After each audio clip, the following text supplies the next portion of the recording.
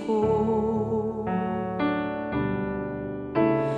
절망의 땅에도 주님의 사랑은 그의 나라 보게 하시네. 지나간 날보다 허락한 오늘에 또 새로운 은혜 주시니 영원히 빛나는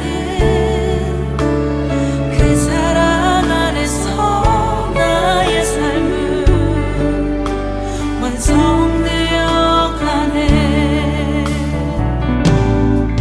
소망 없는 인생의 아픔 속에도 내 아버지 주님의 사랑 노래하리라. 세월 지나 세상이 끝난다 해도 나 오직 주를 찬양하리라.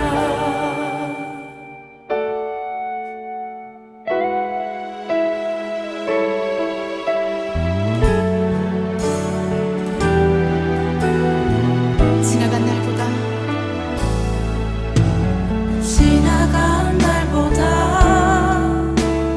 허락한 오늘에 또 새로운 은혜 주시니 영원히 빛나는 그 사랑 안에서 나의 삶은 완성되어 가네. 소망 없는 인생의 아픔 속에도 내 아버지 주님의 사랑 노래하리라. 세월 지나 세상이 끝난다 해도 나 오직 주를 찬양하리라. 소망 없는 인생에 소망 없는 인생의 아픔 속에도 내 아버지 주님의 사랑 노래하리라. 세월 지나 세상이 끝난다 해도 나 오직 주를 찬양하리라.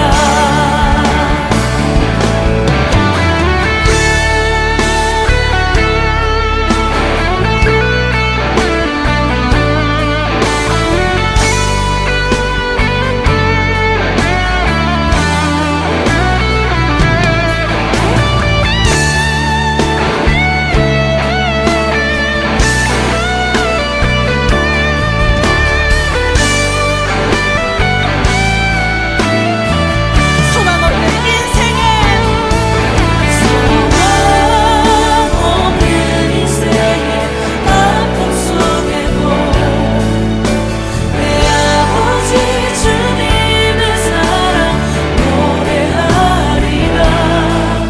세월 지나 세상이 끝난다 해도 나 오직 주를 찬양하리라. 소망 없는 인생의 아픔 속에도 내 아버지 주님의 사랑 노래하리라. 세월 지나 세상이 끝난다 해도 나 오직 주를 찬양하리라.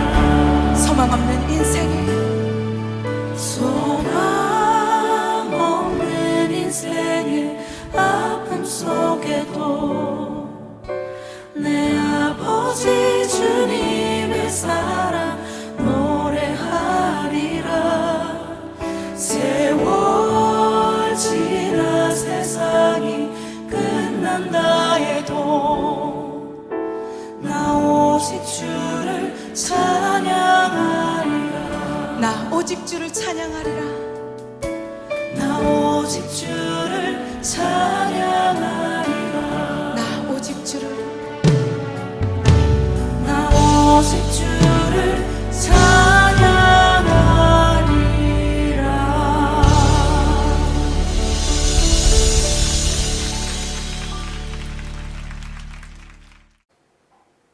오늘도 하나님께서 우리를 예배의 자리로 부르셨습니다.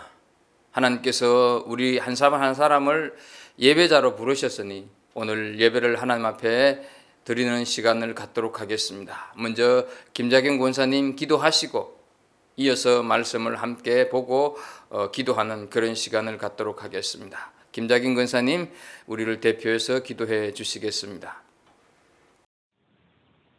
우리의 아빠, 아버지이신 하나님, 저희들에게 하나님을 예배할 수 있는 특권과 믿음 주신 은혜를 감사드립니다. 나그네로 잠시 머무는 이 땅은 누구에게나 더덥고 허탄하지만 아무 공로도 자격도 없는 저희는 오직 예수 그리스도로 인해 값없이 얻은 산 소망으로 오히려 어둠에 갇히고 눌린 자들을 위로하고 복음의 빛을 비추게 하시니 감사합니다. 우리도 전에는 어둠에 속한 자요, 순종하지 않는 자요, 나그네가 아닌 주인인 양 살며 내 사사로운 사욕에 지고 살았던 자였음을 잊지 않게 해주셔서 아직도 어둠 가운데 있는 형제 자매에게 예수 그리스도의 사랑과 위로와 소망을 전하는 우리 되게 하여 주옵소서. 특히 코로나로 온 세계가 어려움 가운데 있는 이때 온 인류와 열방의 모든 교회가 허탄한 신화와 거짓된 맹신을 버리고 오직 예수님께 돌아와 스스로 낮추고 항복하고 회개함으로 길과 진리와 생명이신 예수님으로 리셋되는 반전의 역사, 하나님의 나라가 이루어지기를 간구합니다. 저희는 교회 건물 문제까지 겹쳐 여느 때보다 더 큰 고난과 어려움 가운데 있지만 모든 상황 가운데 주님을 바라보고 하나님의 뜻을 구함으로 욥과 같이 고난을 통해 더 생생하고 더 풍성하게 살아계신 하나님을 체험하는 저희 갈보리 교회 되게 하여 주옵소서. 믿음과 소망과 사랑으로 두려움 없이 하나님을 구할 때 코로나도 교회 이전 문제도 또 개인적인 건강과 비즈니스와 자녀와 모든 관계의 문제에서도 여호와 이레의 하나님, 여호와 삼마의 하나님, 여호와 니시의 하나님, 여호와 라파의 하나님, 그 거룩하신 이름이 저희들 가운데서 거룩히 여김을 받으시며 합당한 영광을 받으시길 기도합니다. 지금 드려지는 수요 예배를 통해 또 한 번 말씀으로 새롭게 빚어져 내가 거룩하니 너희도 거룩하라 하시며 특별히 불러주심을 받은 자녀답게 하늘나라의 시민답게 그리스도의 군사답게 살아갈 힘과 능력을 얻게 하여 주옵소서. 아버지, 저희들 힘으로는 할 수 없고 오직 성령의 능력으로만 소금과 빛의 사명을 감당할 수 있는 것을 다 아시오니 이 시간 예수 십자가 앞에 나온 모든 성도들을 깨끗이 씻어주시고 성령으로 기름 부어주셔서 저희들 한 사람 한 사람이 일상의 삶을 통해 그리스도의 향기와 그리스도의 편지가 되는 창조의 역사를 이루어 주옵소서. 모든 염려와 걱정을 주인이신 주님께 드립니다. 먼저 아버지 하나님의 나라와 의를 구하겠습니다. 주님께 절대적 주권을 돌려드리며 하나님의 뜻만 이루며 살기 원합니다. 은혜와 진리로 이 마음을 지켜주실 주님께 감사드리며 우리의 산 소망이신 예수님의 귀하신 이름으로 기도드립니다. 아멘. 하나님께서 오늘 우리에게 주시는 말씀입니다. 신약성경 베드로전서 1장 13절에서 17절 말씀입니다. 이 계시의 말씀을 함께 읽을 때 하나님의 음성을 듣는 시간이 되기를 소망합니다. 베드로전서 1장 13절부터 우리 17절까지 한 절씩 같이 읽어가도록 하겠습니다. 그러므로 너희 마음의 허리를 동이고 근신하여 예수 그리스도께서 나타나실 때 너희에게 가져다 주실 은혜를 온전히 바랄지어다. 너희가 순종하는 자식처럼 전에 알지 못할 때에 따르던 너희 사욕을 본받지 말고 오직 너희를 부르신 거룩한 이처럼 너희도 모든 행실에 거룩한 자가 되라. 기록되었으되 내가 거룩하니 너희도 거룩할지어다 하셨느니라. 외모로 보시지 않고 각 사람의 행위대로 심판하시는 이를 너희가 아버지라 부른즉 너희가 나그네로 있을 때를 두려움으로 지내라. 아멘. 재작년 10월 15일 네덜란드 동북부 트렌트라고 하는 시골 마을에서 세상의 종말을 기다리며 9년 동안 지하실에 숨어 살았던 일가족이 경찰에 의해서 발견되었습니다.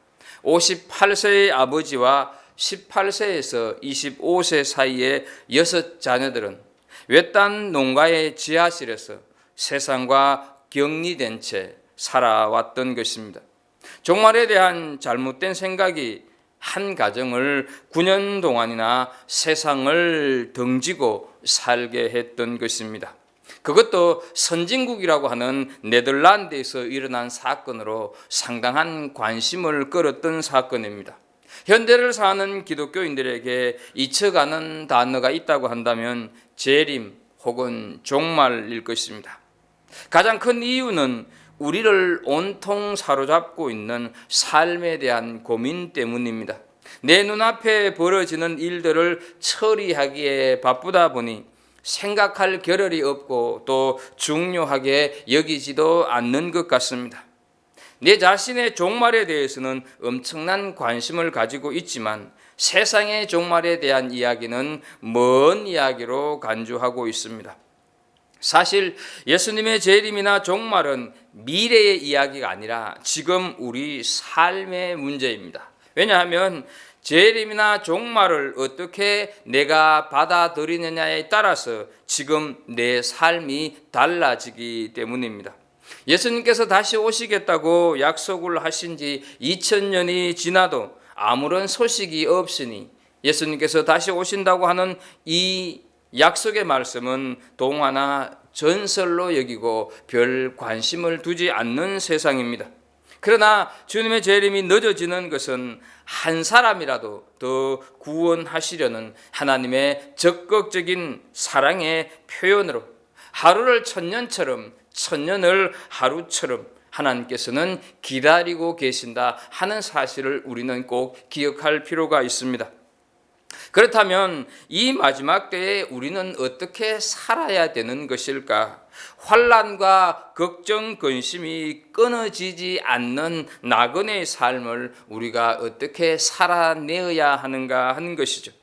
베드로 사도는 사방에 흩어져 사는 하나님의 백성들을 향하여서 이 시대를 살아가는 지혜로운 말씀을 우리에게 오늘 하고 있습니다.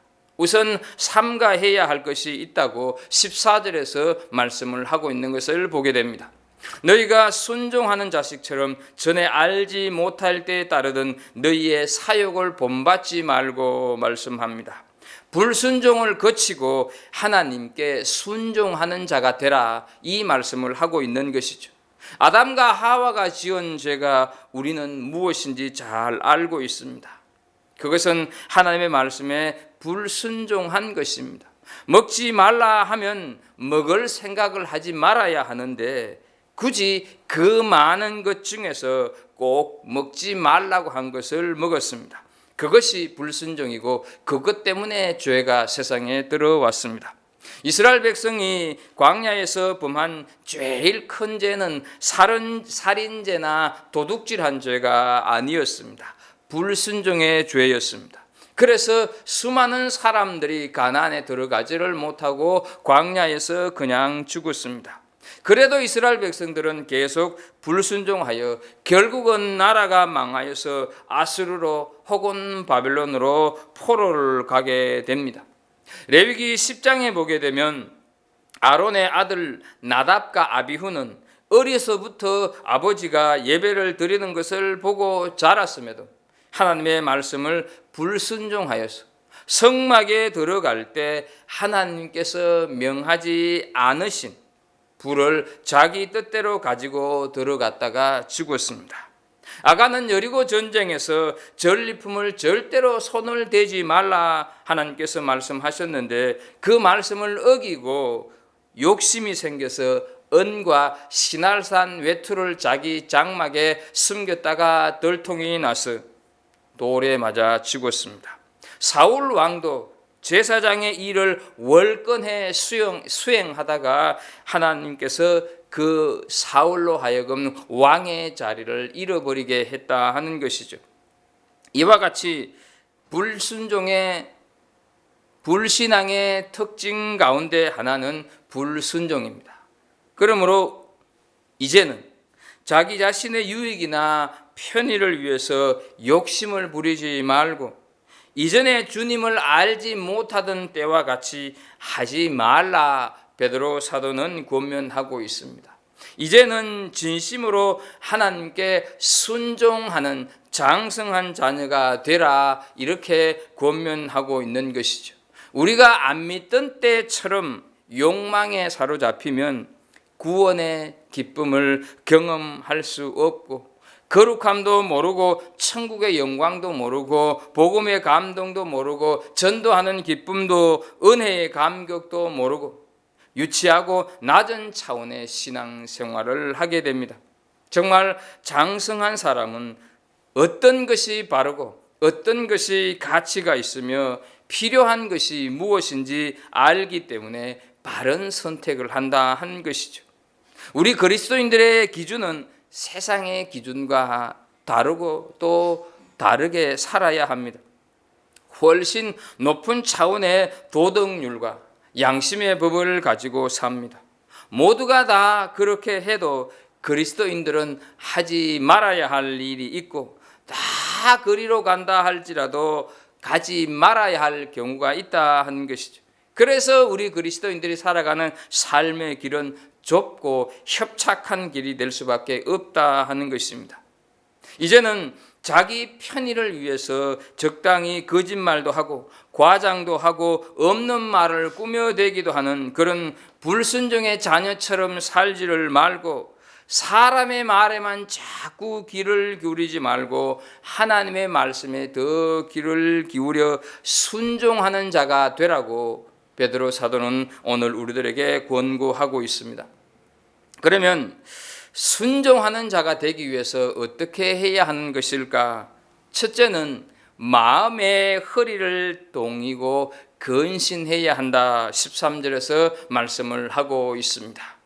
13절을 보면 그러므로 너희 마음의 허리를 동이고 근신하여 예수 그리스도께서 나타나실 때 너희에게 가져다 주실 은혜를 온전히 바랄지어다 말씀을 하고 있습니다.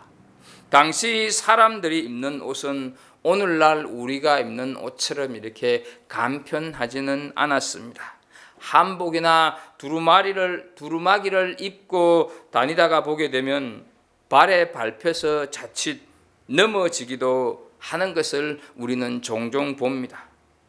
이렇듯이 당시에 이 사람들이 입는 옷이 여러 가지 불편한 부분이 많이 있었던 것이죠. 그래서 오늘 본문에서 말씀하고 있는 허리를 동이다 할 때 이 허리는 우리 사람의 중심이 아닙니까? 이 동이다 하는 것은 일을 할 때나 뛸 때나 싸울 때나 옷을 바짝 올려서 허리에다가 꼭 졸라매어서 행동하기에 편하게 하는 것을 말한다 하는 것이죠. 그러므로 마음의 허리를 동이고 이 말은 무슨 일에나 내가 지금 준비가 되어 있다 하는 뜻으로 이해할 필요가 있습니다. 이렇게 정신을 바짝 차리고 자기 책임을 다하면서 자기 몫을 잘 감당해 가는 것이 이 시대를 사는 그리스도인들의 이 삶의 모습, 하나님께서는 그것을 요구하고 계신다 하는 것이죠. 결국 마음의 허리를 동이고는 주님을 만날 준비를 하면서 살아라 하는 뜻입니다. 성경을 읽지 않고 정신없이 그냥 살아간다고 한다면 다시 규칙적으로 주의 말씀을 읽는 것이 허리를 동이는 좋은 방법입니다. 기도를 그동안 소홀히 했다면 기도 시간을 회복하는 것, 예배에 적극적이지 못했다고 한다면 예배에 전심전력하는 것이 허리를 동이는 것입니다.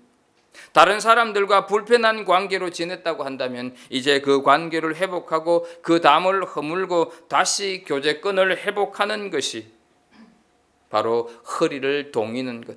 소홀한 부분이 있다면 다시 부지런함을 회복하는 것이, 또 움켜쥐기만 했다면 나누고 베푸기 시작할 때 그것이 마음의 허리를 동이는 일을 하는 거다 하는 것이죠. 로마서 13장 12절과 14절을 보게 되면 이렇게 말씀을 합니다. 밤이 깊고 낮이 가까웠으니 그러므로 우리가 어둠의 일을 벗고 빛의 갑옷을 입자. 오직 주 예수 그리스도로 옷 입고 정욕을 위하여 육신의 일을 도모하지 말라. 이 말씀과 같이 근신하고 마음의 허리를 동이기 시작한다고 하면 우리는 이제 제대로 그리스도인답게 사는 것이다 하는 것이죠. 주님께서 머지않아 오실 것입니다. 맨 처음 오실 때 시골 구석, 그것도 방이 없어서 마구간에 오셨습니다. 아무도 나팔을 불어주지 않았습니다. 그러나 다시 오실 예수님은 소리 없이 오시는 분이 아닙니다. 온 세상이 떠나가도록 깜짝 놀라도록 오실 왕 중의 왕이다 하는 것이죠. 가난한 목수의 아들로 오시는 것이 아니라 세상을 심판하는 재판관으로 오실 것입니다.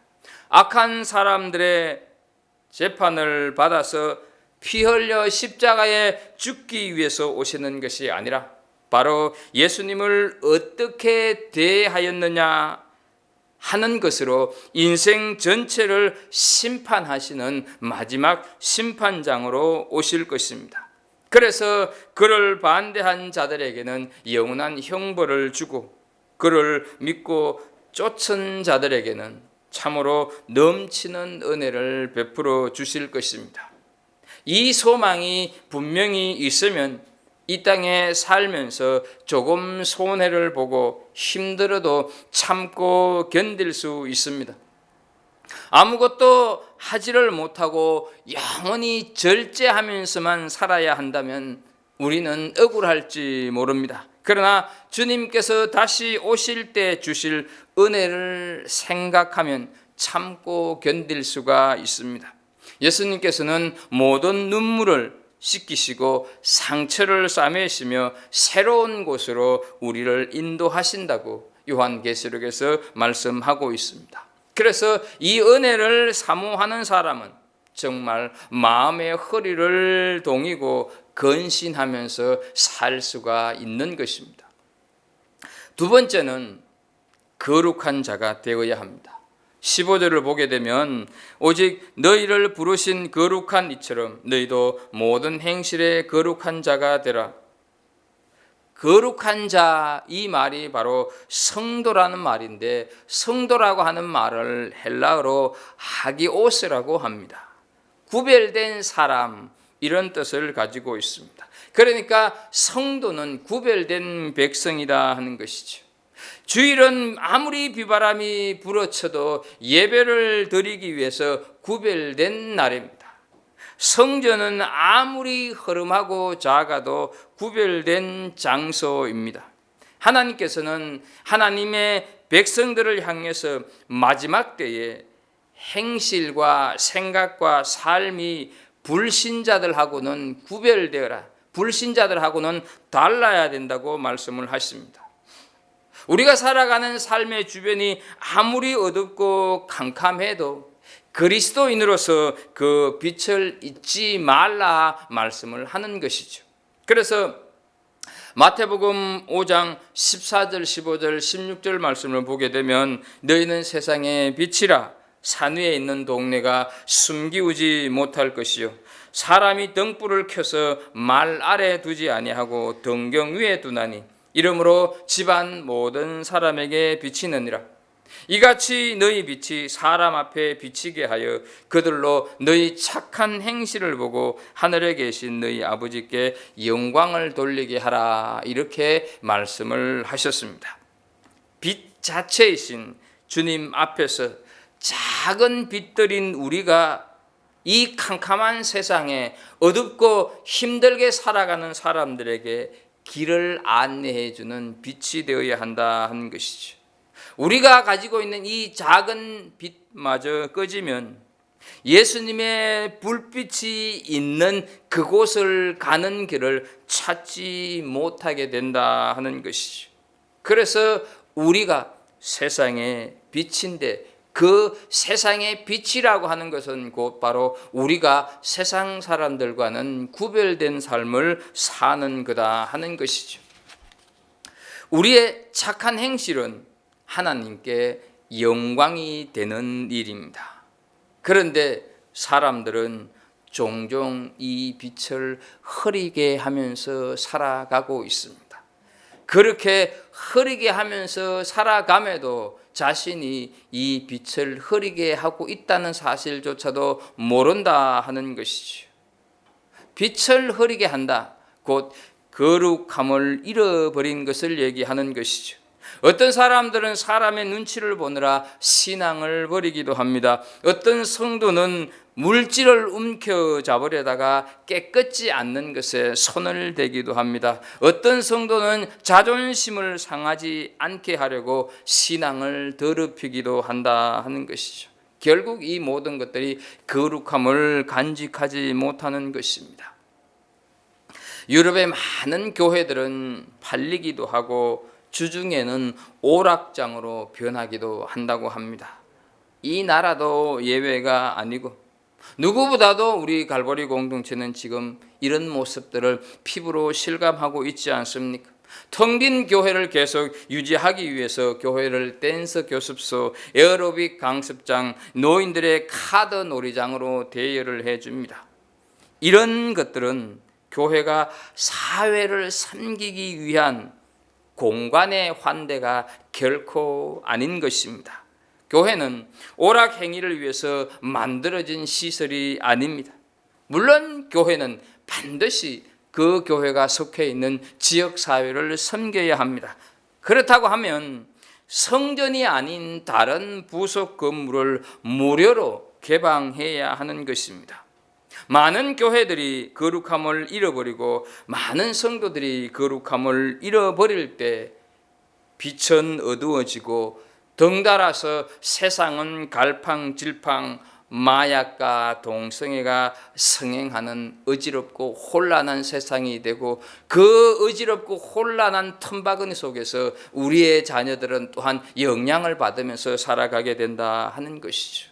이런 곳에 바로 빛이 있어야 하는데 그 빛을 가지고 하나님께서는 우리 그리스도인들이 살아내는 거룩함이다 말씀을 하고 있다고 하는 것을 우리는 기억해야 합니다.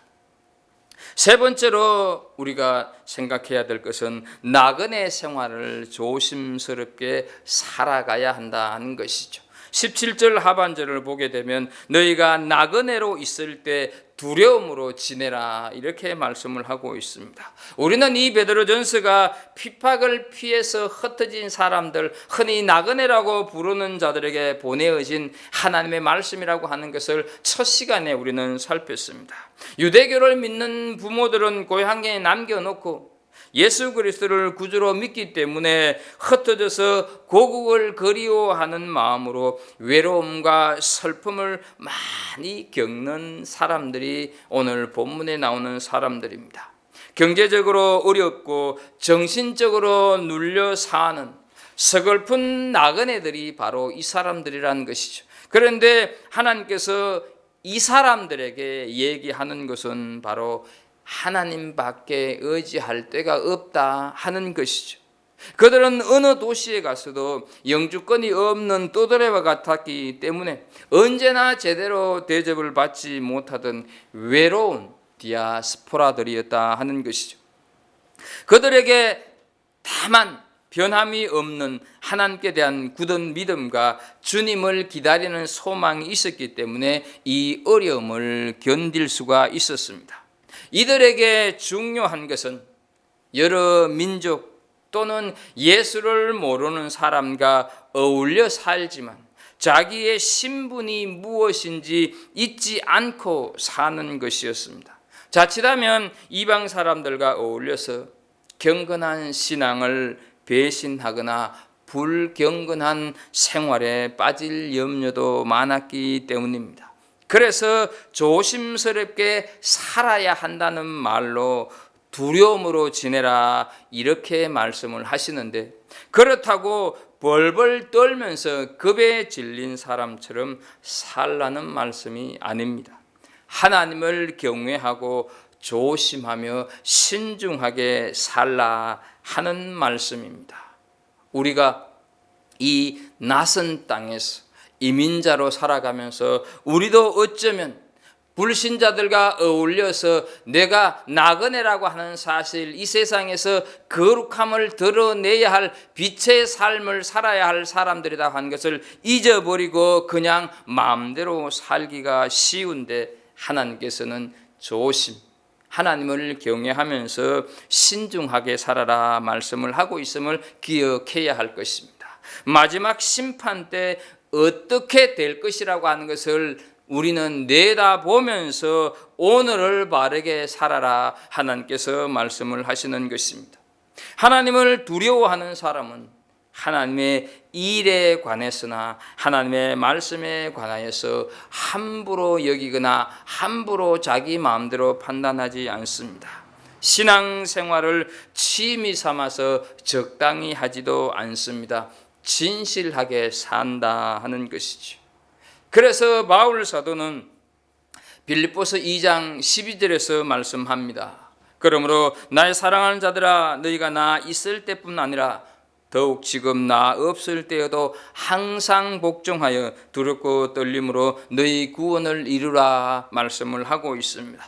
여기서 구원을 이루라 하는 말씀은 앞으로 구원을 얻을 것이다, 앞으로 구원을 얻으라 이런 의미가 아니라, 구원받은 우리 그리스도인들의 현재의 삶을 구원받은 자답게 거룩하게 빛으로 제대로 살아가라, 그런 뜻을 얘기하고 있는 것입니다. 현재 내 삶을 바르게 살아가라 하는 말씀인 것이죠.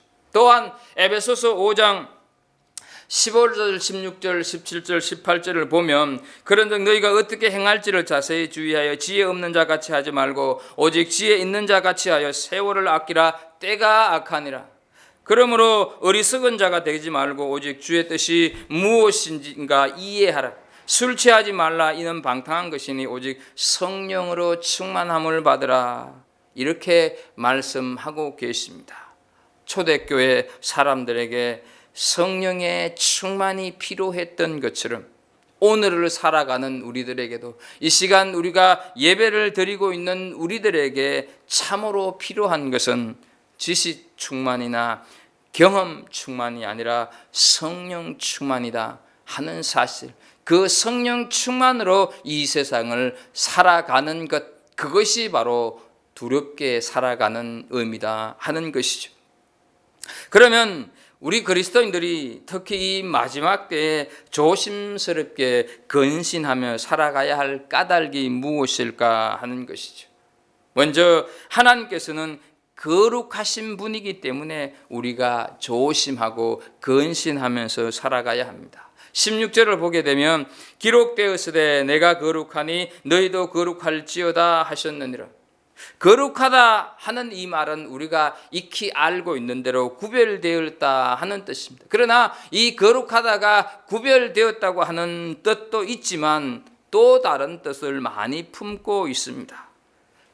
구별되었다, 거룩하다, 이것이 하나님에 관해서 하나님의 거룩을 말을 할 때는 완전히 종결하고 완전히 어렵고 흠이 하나도 없는 완벽함을 말하는 것입니다. 그러므로 우리도 거룩해져야 한다 하는 뜻이죠. 그러나 인간이 어떻게 하나님처럼 완벽하게 완전히 어렵고 거룩할 수가 있겠습니까? 인간은 죄인이기 때문에 그렇게 거룩할 수가 없습니다. 그런데 길이 있습니다. 히브리서 10장 10절 말씀을 보게 되면 이 뜻을 따라 예수 그리스도의 몸을 단번에 들이심으로 말미암아 우리가 거룩함을 얻었노라. 아멘. 이렇게 말씀하였어요. 예수님께서 십자가에 돌아가심으로 인하여서 죄의 문제가 완전히 해결되었어. 예수 그리스도 안에 들어오기만 하면 예수님처럼 거룩하다고 인정된다는 것입니다. 이것이 바로 복음인 것입니다. 중요한 것은 지금 내가 누구 안에 있는가, 중요한 것은 지금 내가 어디에 있는가 하는 것입니다. 내가 주 안에 있다고 하는 사실 때문에 나는 은혜로 거룩함을 받은 거다 하는 것이죠. 우리는 천국이 아름답다고 생각하고 천국이 참으로 좋다고 생각을 합니다. 그러나 천국이 멋지고 아름다운 그것이 특징이 아니라 그 천국에 주님께서 계시고 그 천국에 거룩한 성도들이 있기 때문에 천국이 아름답고 멋진 거다 하는 것을 기억해야 합니다. 그러므로 우리 그리스도인들이 가져야 할 많은 특징 가운데서 가장 중요한 것은 거룩함이다 하는 것이죠. 건신하며 조심스럽게 살아야 할 두 번째 이유는 하나님께서는 속 사람을 보시기 때문입니다. 17절 상반절을 보게 되면 외모로 보시지 않고 각 사람의 행위대로 심판하시는 이를 너희가 아버지라 부른 적 말씀하고 있습니다.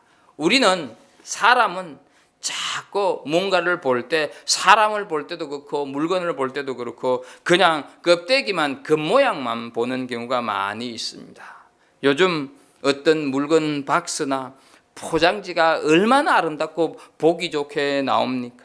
이처럼 사람들은 겉모습, 겉모양만 보는데 하나님께서는 그 속을 보신다 하는 것이죠. 그래서 사람의 행위대로 심판하시는 것입니다.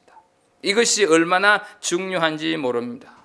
얼굴이 아름답고 멋지게 생겼다 이렇게 생각되어지면 사람들은 그냥 겉모습만 보고 그 사람의 마음이 썩어 있는 것도 모르고 속기 쉽다 하는 것이죠. 그러나 하나님께서는 겉을 보시지 않고 속 사람을 보심으로 가장 공정하고 가장 정확한 판단을 하시고 가장 엄하고 절대적인 판단을 내리신다고 하는 것을 기억해야 합니다. 우리가 겉과 속이 다르게 사는 가장 적나라한 모습은 예배 드릴 때는 하늘에 계신 우리 아버지여라고 부르지만 예배 후에는 고아로 살아간다는 데 있다는 것입니다. 하늘에 계신 우리 아버지여 예배 드릴 때 불렀다고 한다면 삶 속에서도 생활 속에서도 그 아버지를 아버지답게 부르고 살아가야 한다는 것입니다. 하늘에 계신 아버지라고 부른다면 우리는 세상 속에서는 아예 그 아버지를 팽개치고 고아처럼 살아간다고 한다면 그건 바로 불신앙이다 하는 것이죠. 내 입술의 신앙과 내 삶의 신앙이 다른 것은 안 된다는 것입니다. 하나님을 아버지라고 부른다면 내가 살아가는 삶 속에서도 그 하나님을 아버지로 인정하는 생활이 있어야 하고 하나님께서는 그것을 기뻐하신다는 것입니다. 하나님께서는 우리의 말이 아닌 우리 중심에서 나오는 삶, 내 중심에서 나오는 행동을 보신다 하는 것입니다. 우리가 사는 이 시대가 그렇게 호락호락한 세상이 아니다고 하는 것을 우리는 잘 알고 있습니다. 이 힘들고 어려운 이국 땅에서의 삶을 사는 우리들에게 하나님께서는 말씀을 하십니다. 빌립보서 2장 14절 15절을 보게 되면 모든 일을 원망과 시비가 없이 하라. 이는 너희가 흠이 없고 순전하여 어그러지고 거스르는 세대 가운데서 하나님의 흠 없는 자녀로 세상에서 그들 가운데 빛들로 나타내며 말씀을 하십니다. 마지막 때이면서 참으로 강팍한, 참으로 어려운 세상을 우리는 살고 있습니다. 그러나 허리를 동이는 근신의 삶을 살 필요가 있고, 그 허리를 동이는 근신의 삶을 살되 거룩하게 빛으로 소금으로 사는 은혜가 있기를 축복합니다. 하나님께서는 속 사람을 보신다고 하는 것을 기억하십시오. 입술의 신앙과 삶의 신앙이 동일한 삶으로 살아가는 은혜가 있기를 축복합니다. 밤이 어둡고 길이 험하면 자동차를 천천히 운전합니다. 파도가 높을수록 배는 서서히 운항하며 안개가 짙을 때 비행기는 이 착륙을 할 때 상당히 조심합니다. 주님 오실 때가 가까워질수록 세상은 더욱 악해지고 우리 나그네 인생살이는 더 힘들어질 것입니다. 그러나 주님을 소망하며 근신하며 거룩한 자의 삶을 포기하지 않는 복된 성도의 삶을 살아가실 수 있기를 주 예수 그리스도 이름으로 축복합니다. 기도하겠습니다. 하나님 아버지, 베드로 사도를 통하여서 하나님 우리에게 들려주시는 말씀을 듣습니다. 하나님 아버지, 우리가 나그네로서 이 세상을 살아갈 때 참으로 어렵고 힘든 일들이 많이 있지만 그럼에도 불구하고 정말로 소망이신 예수 그리스도 바라보면서 우리가 이 세상 속에서 근신하며 허리를 동이면서 살아가는 우리들 되게 하여 주옵소서. 하나님이 거룩하신 것처럼 우리도 거룩하게 이 땅을 삶으로 말미암아 하나님의 그 온전하신 빛을 받아서 사는 우리의 작은 빛들이 세상 속에 비춰짐으로 말미암아 아직도 하나님을 모르는 자들에게 우리가 비치는 빛을 보고 저들 또한 하나님을 알게 하는 그런 복된 삶을 사는 우리 모두들 다 되게 하여 주옵소서. 예수님의 이름으로 기도하옵나이다. 아멘. 이제 말씀을 좀 생각을 하시면서 오늘 몇 가지 기도 제목을 가지고 함께 기도하면서 수요 예배를 마치도록 하겠습니다. 하나님, 이 어둡고 험한 세상 속에서도 허리를 동이고 거룩한 자로 빛으로 사는 우리들 되게 해 주십시오. 기도하시고요. 또 이번 주 기도 제목, 모든 성도에게 지혜와 분별력이 더하고 열방의 선교가 어떤 상황 속에서도 중단되지 않도록 해달라고 기도하시고요. 하나님의 자비가 이 우리가 사는 세상에 더 풍성히 임하여서 이 코비드-19의 어려움이 해소되게 해달라고 좀 기도했으면 좋겠습니다. 그리고 태국 심재우 선교사가 보내온 선교사 소식 읽고 우리가 기도하는 시간인데요. 말씀을 잘 실천하여서 그 삶이 참으로 하나님 앞에서 인정받고 또 서로 사랑하고 격려하는 가정 되게 해달라고 기도하시고, 이 심재우 선교사가 섬기는 이 순금빛 언약교회 그 안에서 행해지는 모든 사역들이 하나님을 더 알아가는, 성도들이 하나님을 알아가는 그런 사역들이 되게 해달라고 오늘 함께 기도하시고, 또 본인들이 원하시는 기도 좀 하시면서 수요 예배를 자유롭게 마쳐 가시면 좋겠습니다. 함께 기도하겠습니다. 하나님 아버지, 오늘도 주신 말씀을 또 올리면서 우리가 나그네로 이 인생길을 살아가지만 하나님, 허리를 동이는 주님 오실 때를 준비하는 삶을 살기에 부족함이 없게 해 주옵소서. 주님 오시는 그것을 준비하는 삶을 살되 참으로 힘들고 어렵지만 이 땅에서 빛으로 소금으로 사는, 그래서 거룩함이 나타나는 우리 성도들의 삶이 되게 하여 주옵소서. 모든 성도들에게 지혜와 분별력을 더해서 이 시대가 어떤 때인가를 온전히 알게 해 주시고, 하나님, 여러 가지 코비드-19나 이런저런 것으로 인하여서 어렵지만 그렇다고 해서 열방을 향한 선교가 하나님 아버지 중단되지 않도록 주님께서 복의 복을 더하여 주옵소서. 또한 하나님 아버지, 이 세상에 하나님의 자비가 있어서 여기까지 세상이 지탱이 되었는데, 하나님 간절히 원하는 것은 하나님께서 더 큰 자비를, 하나님께서 정말로 이 세상을 한 번 더 용서해 주셔서 이 코비드-19의 어려움이 잘 해소가 될 수 있도록, 이런 것을 통하여서 하나님 모든 세상의 사람들이, 인간들이 겸손해지게 해주시고 세상을 마음대로 움직일 수 없다고 하는 것을 깨닫는 저들 되게 하여 주옵소서. 하나님, 심재우 선교사님 보내온 소식을 함께 나누면서 기도합니다. 아버지, 귀한 선교사가 말씀을 잘 실천하고 삶 속에서 서로 사랑하고 격려하는 가정이 되게 해달라고 기도하고 있사오니 귀한 아들의 기도를 들으시고 응답하여 주옵소서. 또한 하나님, 세운 수쿰빛 언약교회에서 행해지는 모든 사역들을 통하여서 성도들이 하나님을 알아가는 그런 귀한 사역들이 될 수 있도록 주님 도와주옵소서. 아버지, 이 시간에도 우리 흩어져 있는 갈보리 공동체 식구들 가운데서 힘들고 어려운 자들, 육신의 연약함 때문에 하나님 지쳐있는 자들을 위로해 주시고 하나님께서 다가가 주시고 하나님께서 저들을 치료하여 주시고 고쳐주시고 회복되어지는 귀한 역사가 있게 하여 주옵소서.